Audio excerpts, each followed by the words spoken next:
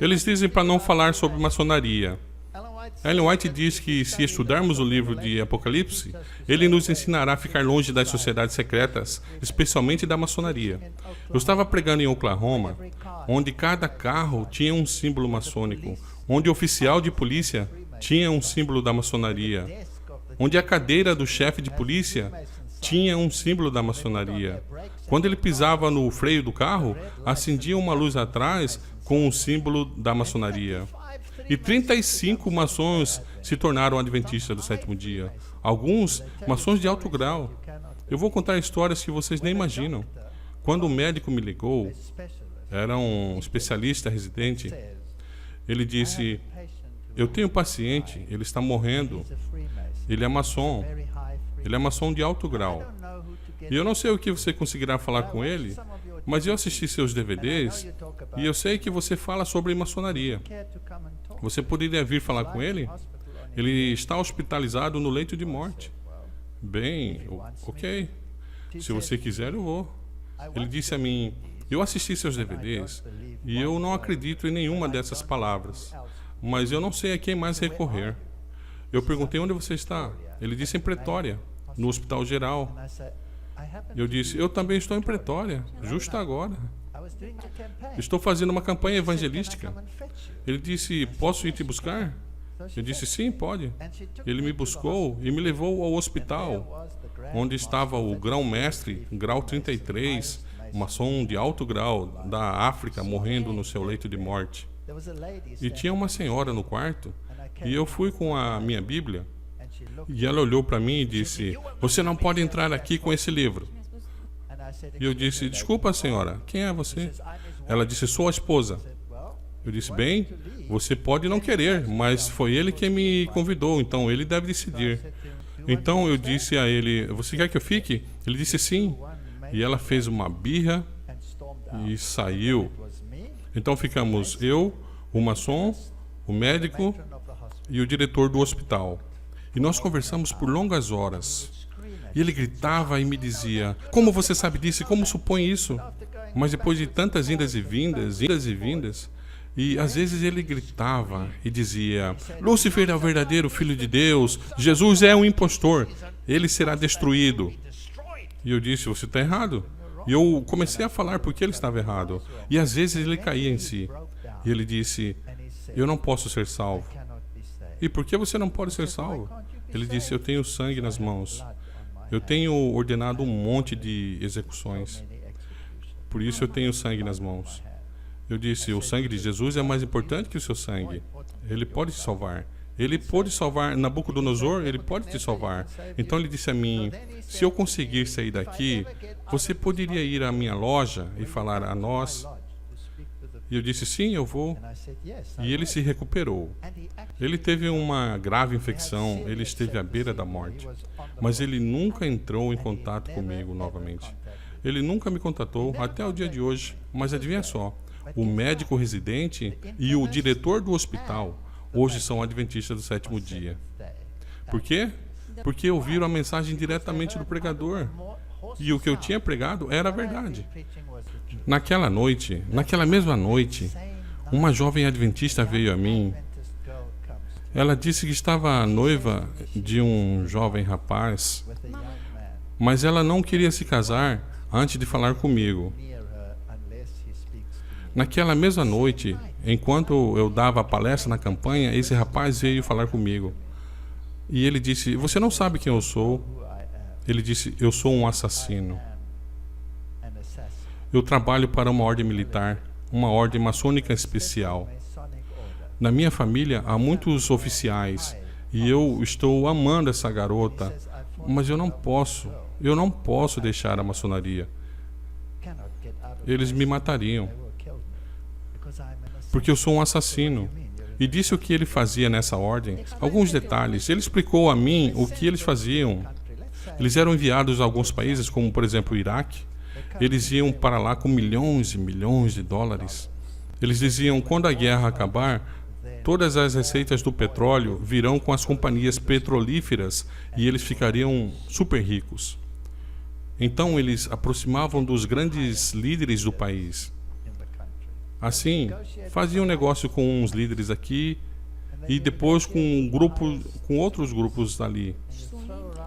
E faziam girar o dinheiro. E então, quando você sabe quem é quem, onde eles moram, onde costumam ir, então uma noite você simplesmente apaga um deles e a imprensa se encarrega de culpar o outro lado. E o que você tem ali? Guerra civil. E através do caos, você cria o que você quiser. E esse homem sentou e chorou como um bebê. Ele disse, eu já tive muitas mulheres, eu tenho uma vida na qual eu posso ter o que eu quiser. Já tive muitas mulheres na vida, mas pela primeira vez eu estou amando. O que eu posso fazer? Eu disse, você corta seus laços agora e nunca volte e entrega a sua vida a Deus. E então você poderá ver essa jovem. Eles disseram, eles me matarão. Eu disse, mas você deve confiar em Deus, menos neles. E se você não fizer isso, deixe-a hoje e nunca mais procura essa jovem de novo. Eu não sei o que eles fizeram, eu acho que ele a deixou. Mas essa não é a questão. O interessante é que numa mesma noite, 2 casos decisivos. Eu sei que falando essas coisas não é o Evangelho. Mas você sabe como as pessoas estão presas nessas coisas? E tem coisa pior que estar preso em organizações, igrejas? Eles não têm o direito de serem apresentados a Cristo? Eu tive ocasiões em países bem distantes daqui, onde eles iam para o palco e queriam destruir a mim e os convidados. Eles deixavam a polícia em pânico. Eu tinha 200 policiais em minha palestra. Meu público não era tão grande, então Deus providenciou 200 policiais para ouvir. Isso é incrível, o que acontece quando você começa a pregar o Evangelho. Quando a rainha dos Zulus caminhava para a palestra, quando a rainha dos Hebreus Negros, vocês já viram a rainha dos Hebreus Negros? Eles acreditam que somente eles e somente os negros irão para o céu. Ela caminhava para a plateia, vestida com toda a pompa, e solicitou uma audiência particular por mais de 1 hora. Quando essas rainhas pegam o jogo de DVD e apresentam para os governadores, e você sabe que humanamente falando isso é impossível de acontecer. Deus está na mensagem, mas ele não precisa de rainhas, ele não precisa ter chefes de polícia, ele não precisa ter altos oficiais militares, e não precisa ter jesuítas. Eu tive um jesuíta uma vez no Canadá, ele sentou na minha plateia e ele falou que era jesuíta. Ele me contou que foi enviado para ouvir a palestra, mas algo o tocou. Não precisa ter essa gente toda elevada. E um desconhecido sentado atrás, ele não disse uma palavra, somente lágrimas. Quando você vê pessoas que estão a ponto de desistir da vida, tendo uma nova força para viver e indo para frente com a mensagem, então você sabe que Deus está na mensagem. E eu tive ocasiões onde as pessoas realmente queriam ser desagradáveis. E alguns realmente tentaram matar. Mas havia um guarda-costas atrás. E eu não preciso de guarda-costas. Mas eu tinha um guarda-costas. E quem era ele? Um rapaz com síndrome de Down. Eu sei, não dá para contar tudo. Mas se não fosse verdade, eu não teria essa fé. É uma história inacreditável, mas é verdade. E faz parte do meu longo testemunho, não tenho tempo para contar aqui. E ele me salvou cada noite dos meus apuros. Quando eu falei com ele da última noite, e eu trouxe para mim, e eu perguntei, você é um homem ou é um anjo? E ele deu um passo para trás e fez assim. Eu sei quem ele era.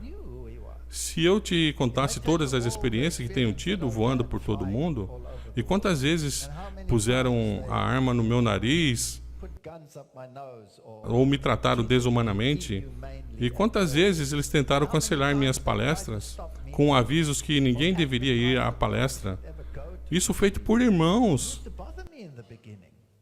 Mas isso foi bom, porque isso foi a melhor propaganda de todas.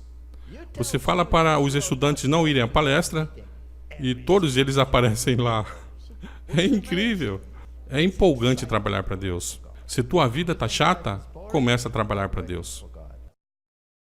Eu estava palestrando em Durban. É uma das grandes cidades da África do Sul. É mais ou menos 4 vezes o tamanho de Vancouver, aqui. Só para vocês terem uma ideia do tamanho. E eu estava palestrando numa dependência da Universidade de Durban Westville. Nós tínhamos edifícios lá. E no meio da minha série evangelística, essa era uma série difícil, ainda fazia parte daquela sequência Ataque Total, que causou tanto problema.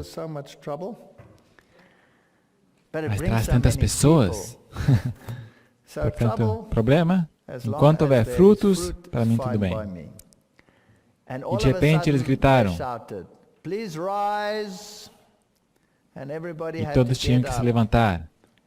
E a rainha, agora não a rainha britânica, mas a rainha africana, da nação Zulu.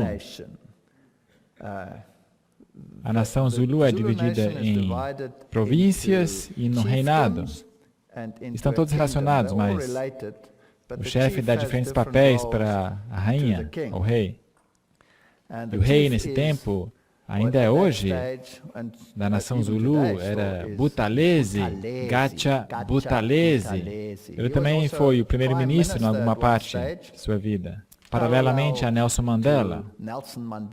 Quando Nelson Mandela saía, era ele que cuidava, o primeiro-ministro.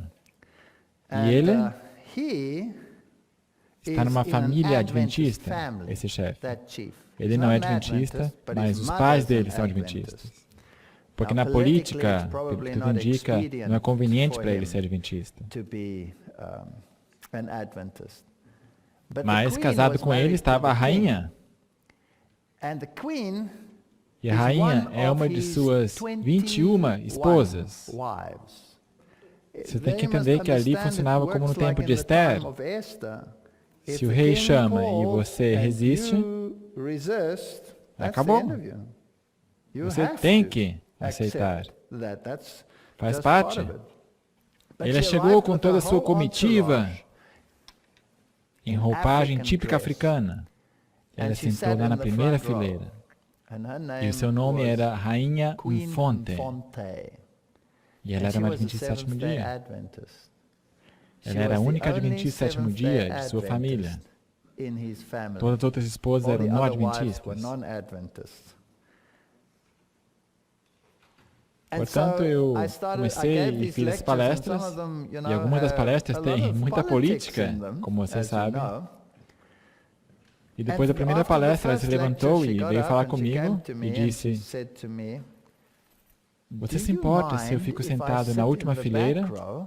Porque eu não consigo enxergar muito bem aqui na primeira fileira. Ela pediu para mim permissão de mudar o seu assento. Ela era rainha. E assim ela ligou para o rei e perguntou se ela podia frequentar mais uma das palestras. Ele deu permissão. Agora, quando essa rainha vem, ela não vem sozinha. Os seus guarda-costas ficam ali, 5 ou 6 guarda-costas. Membros do Estado sempre estão com ela, para se assegurar que tudo está ok, limpo, correto. Portanto, aqui estava toda uma comitiva de altos oficiais nesse encontro. E no final, ela me perguntou e disse: esta mensagem deveria sair e ser proclamada para todo mundo. Deveria estar em todas as televisões nacionais, porque eu estou por dentro e eu sei que essas coisas são verdadeiras. E você poderia, por favor, me enviar um jogo completo dos seus DVDs, porque eu quero que todos os membros do nosso governo saibam do que realmente se trata. Nós mandamos para ela, mas a partir daí você lida com oficiais e se ela realmente recebeu ou não, eu não sei, mas eu sei que desde então eu tive a oportunidade de falar ao chefe da polícia, perante altos oficiais do governo. Eu também sei que esta mensagem está nos escalões mais altos dos governos do mundo, está nas embaixadas mais altas do mundo. Há dossiês inteiros sobre essa mensagem. nos mais altos níveis militares, mesmo os soldados no Iraque assistem essa mensagem. Não subestime a Deus e como Ele opera. Muito obrigado.